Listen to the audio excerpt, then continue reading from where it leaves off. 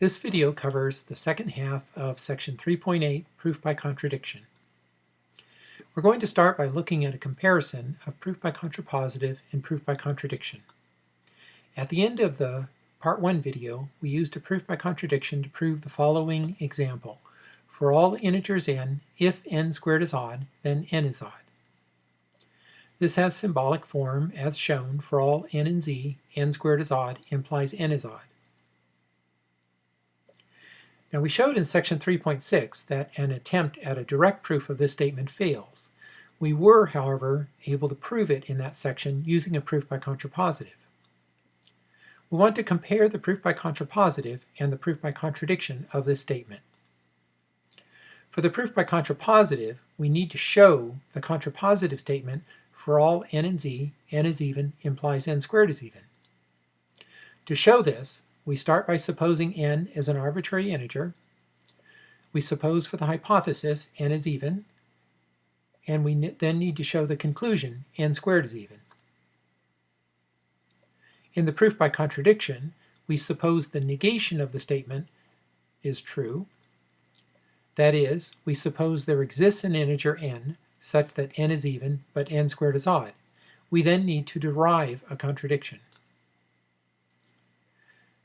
In order to derive a contradiction, we ended up showing that the hypothesis that n is even implies that n squared is also even. So now the two proofs are similar in that in both proofs we suppose for a hypothesis that n is even and show that this implies n squared is even. In the proof by contrapositive, this is exactly what we needed to show, so this completes the proof of the contrapositive statement. We can then conclude the original statement is true. In the proof by contradiction, this gives a contradiction since we also suppose that n squared is odd, and this contradiction enables us to conclude the original statement must be true. The two approaches differ, however, in what we suppose and in what we need to show for the proof. In the proof by contrapositive, we suppose only that n is even, and we need to show that n squared is even. That is, we suppose the conclusion of the original statement is false, and we need to show the hypothesis of the original statement is false. In the proof by contradiction, we suppose that n is even and that n squared is odd. That is, we suppose the hypothesis of the original statement is true, but the conclusion of the original statement is false, and we need to show that this leads to a contradiction. In the proof by contradiction, the contradiction arose from the supposition that the conclusion is false. Very often when this occurs, the statement can alternatively be proved using a proof by contrapositive. However, there are many statements for which a proof by contradiction can be constructed, but a proof by contrapositive cannot. The two approaches also differ in what the variable n represents. In the proof by contrapositive, we suppose that n is an arbitrary integer, which means n is a generic representative of the set of all integers. In the proof by contradiction, n is not an arbitrary integer, but represents a specific integer which satisfies the two assumptions that n squared is odd but n is even, and we're supposing that at least one such integer exists. In general, suppose we want to prove a statement of the form for all x and d, p of x implies q of x. A proof by contrapositive is a direct proof of the contrapositive statement for all x and d, not q of x implies not p of x. The hypotheses are, suppose x is an arbitrary element of the domain D. Suppose not q of x. The conclusion is then to show not p of x. For a proof by contradiction of this same statement, we start by assuming the statement is false, or equivalently, the negation is true. So the hypotheses are, suppose there exists an element x and d such that p of x and not q of x. The conclusion is to show that this implies the contradiction, r and not r. As with the proof by contrapositive and the proof by contradiction of the specific example earlier, there are similarities and differences in the two methods of proof. The two approaches are similar in that they both suppose the same hypothesis, not q of x. In the proof by contradiction, however, we are also supposing for a hypothesis p of x, So we have an additional hypothesis for the proof by contradiction. Now the first difference in the two methods concerns the variable x. For a proof by contrapositive, x represents an arbitrary element of the domain, a generic representative of the elements of the domain. For a proof by contradiction, we are hypothesizing the existence of a specific element of the domain, and this is different from an arbitrary element. The fundamental difference, however, concerns the goals of the two methods. In a proof by contrapositive, the goal is to show that not p of x is true. Proving this proves the contrapositive statement and hence the original statement. In a proof by contradiction, the goal is to derive a contradiction, R and not R. Once we derive a contradiction, we can conclude the original statement must be true. Note the contradiction may be obtained by showing that not p of x is true, but need not be. We now want to look at some additional examples of proofs by contradiction. Proof by contradiction is an indirect method of proof. Very often, statements that can be proved using one of the other indirect methods, such as proof by contrapositive, or using another equivalence, can be proved using a proof by contradiction. For instance, the statement in the next example was proved in section 3.6 using the equivalence P and Q implies R is logically equivalent to P and not R implies not Q. We can instead use a proof by contradiction. So for the example, we want to prove for all integers a, b, and c with a and b not equal to 0, if a divides b, but a does not divide c, then b does not divide c. This has symbolic form as shown. And to use a proof by contradiction, we suppose the statement is false, or equivalently, the negation is true. The negation of the statement is as shown. So supposing this is true, we're going to suppose there exist integers a, b, and c with a and b not equal to 0, such that a divides b, and a does not divide c, and b divides c. We then need to derive a contradiction. Before continuing with the proof, just a couple comments.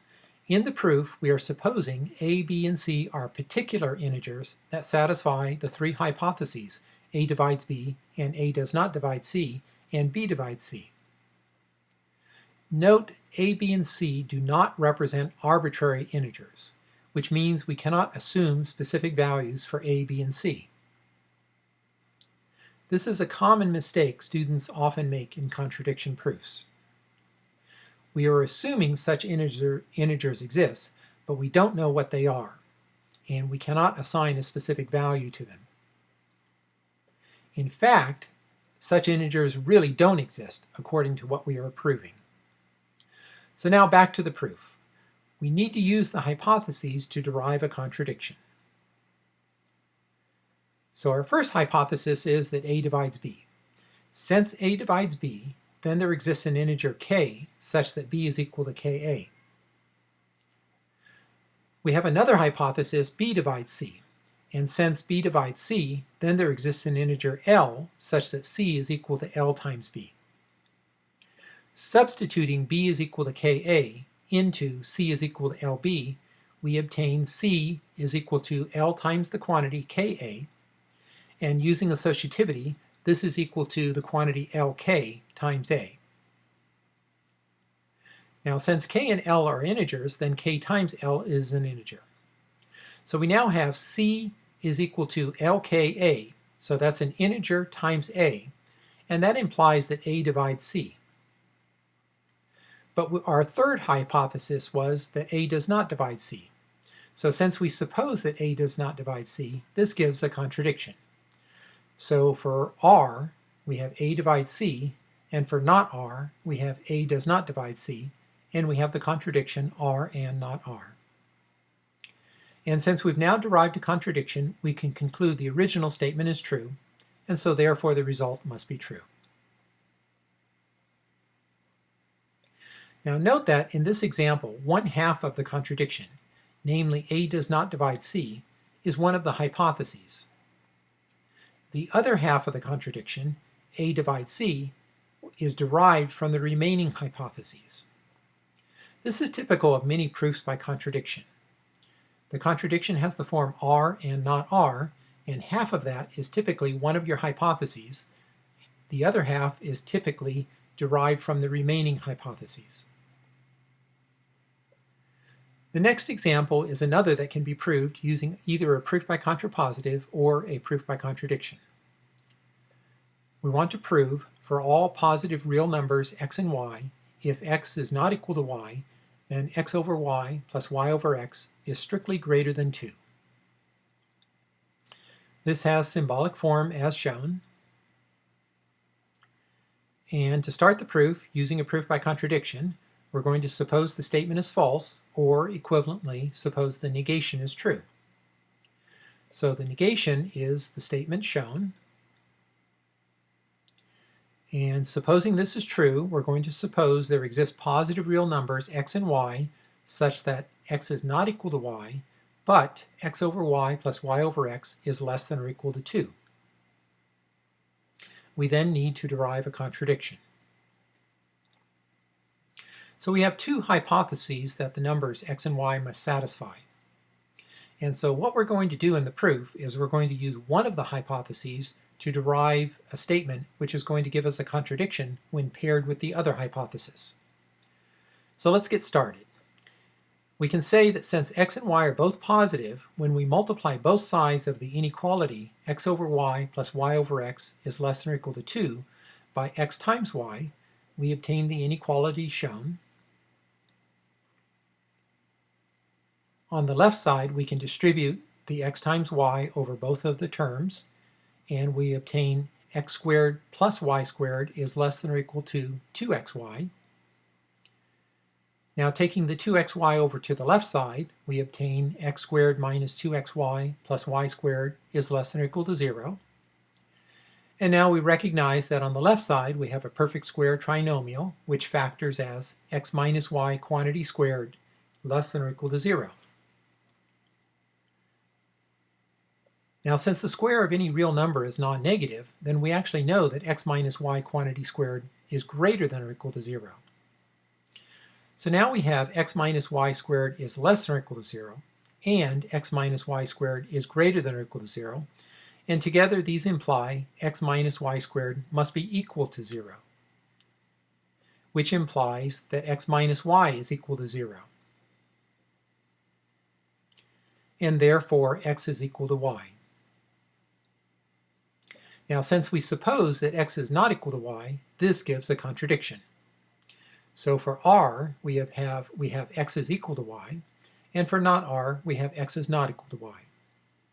And since we've now derived a contradiction, we can conclude the original statement is true, and this completes our proof. So again, in this proof, you can see that half of the contradiction, namely x is not equal to y, is one of the hypotheses, while the other half of the contradiction, x is equal to y, is derived from the other hypothesis. For our next example, first note that a proof similar to that used to prove square root of 2 is irrational can be used to prove the following theorem. For all positive integers n, if n is not a perfect square, then square root of n is irrational. Assuming this theorem, we want to prove square root of 2 plus square root of 6 is irrational. So now we know that square root of 2 is irrational, and according to the theorem, since 6 is not a perfect square, then square root of 6 is going to be irrational. And so we have the sum of two irrational numbers. Now it's not automatic that the sum of two irrational numbers is irrational, and this also does not follow from the theorem. So this is something that we're going to have to prove. So we need to prove the statement p, square root of 2 plus square root of 6 is irrational. So p is just a simple statement. So using a proof by contradiction, we suppose the statement p is false, or equivalently, suppose the negation, not p, square root of 2 plus square root of 6 is rational, is true. We then need to derive a contradiction. Now we can assume some of our previously proved results about rational numbers. Specifically, we've proved in our examples and homework exercises that the sum, difference, and product of any two rational numbers is rational. So let's let r be our number, square root of 2 plus square root of 6. Since r is rational, then its square, r squared, is also irrational. Computing r squared, we obtain r squared is the quantity square root of 2 plus square root of 6 squared. And this is going to be 2 plus 2 times square root of 2 times square root of 6 plus 6, which can be simplified to be 8 plus 2 times the square root of 12. Now 12 has a perfect square factor, namely 4, which we can pull out of the radical, and this is going to simplify further to 8 plus 4 square root of 3. Solving for square root of 3, we obtain square root of 3 is going to be 1/4 times the quantity r squared minus 8. Now we said that r squared is rational, so therefore r squared minus 8 is going to be rational. And then square root of 3, which is 1/4 times r squared minus 8, must also be rational. But this yields a contradiction. According to the theorem, since 3 is not a perfect square, then square root of 3 must be irrational. So we have shown r and not r, where r is square root of 3 is rational, and not r is square root of 3 is irrational. And since we've derived a contradiction, we can then conclude that the original statement is true. So thus, square root of 2 plus square root of 6 is irrational. And this completes our proof. A proof by contradiction is often useful for proving results about sets involving the empty set, particularly when you need to show that a set is the empty set, as in our final example in this section. This example also shows how to use division into cases when using a proof by contradiction. So we want to prove for all sets A and B, if A complement intersect B union A intersect B complement equals B, then A equals the empty set. This has symbolic form as shown, and we can start our proof. So we use a proof by contradiction. We suppose the statement is false, or equivalently, the negation is true. The negation is there exists A and B such that A complement intersect B union A intersect B complement equals B, and A is not equal to the empty set. Supposing this is true, we're going to suppose that there exist sets A and B such that A complement intersect B union A intersect B complement equals B, but A is not equal to the empty set. We then need to derive a contradiction. So we have two hypotheses to work with. Now, the first hypothesis is relatively complicated. We could write out what this means in symbolic form, but it's going to be a bit of a mess. The second hypothesis, A is not equal to the empty set, is relatively simple by comparison. So we're going to start by using this hypothesis to see what this tells us.